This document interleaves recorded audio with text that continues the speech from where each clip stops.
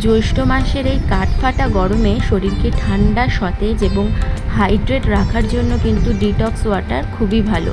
এটা শুধুমাত্র যে আমাদের শরীরের ভেতরের ক্ষতিকারক টক্সিন, যেটা বাজে বজ্র পদার্থ, সেগুলো দূর করতে সাহায্য করে তা নয়, পাশাপাশি আমাদের ত্বক উজ্জ্বল রাখে এবং আমাদের শরীরের যে মেদ সেটা কমাতেও সাহায্য করে। তো আমি আজকে তোমাদের সাথে একটা ডিটক্স ওয়াটার কিভাবে আমি বানাই সেটাই শেয়ার করছি।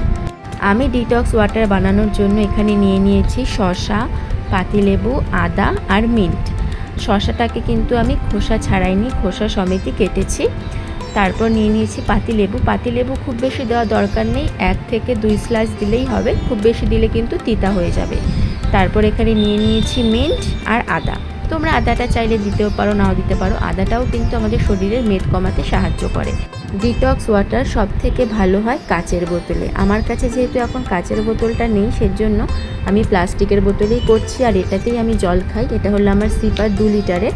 তো এর মধ্যে দিয়ে দিয়েছি 1 চামচ চিয়া সিড, তারপর কেটে রাখা সমস্ত কিছু শসা, পাতিলেবু, মিন্ট, আদা সব কিছু দিয়ে ভালো করে এভাবে মিশিয়ে নেব।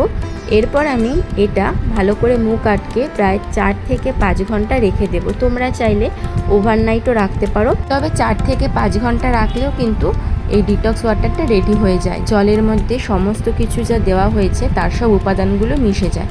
এটা যদি তোমরা প্রত্যেক দিন নিয়মিত খাও, তোমাদের স্কিনও কিন্তু গ্লো করবে। এই 2 লিটার জলটা শেষ হয়ে গেলে আমি আবার এর মধ্যে জল ভরে খেতে পারবো, তবে 2 বারের বেশি কিন্তু ডিটক্স ওয়াটার ব্যবহার করা যায় না। ঘুম থেকে উঠে খালি পেটে তোমরা ডিটক্স ওয়াটার খেতে পারো, এছাড়া কাজের ফাঁকে ফাঁকেও কিন্তু এটা খাওয়া যায়।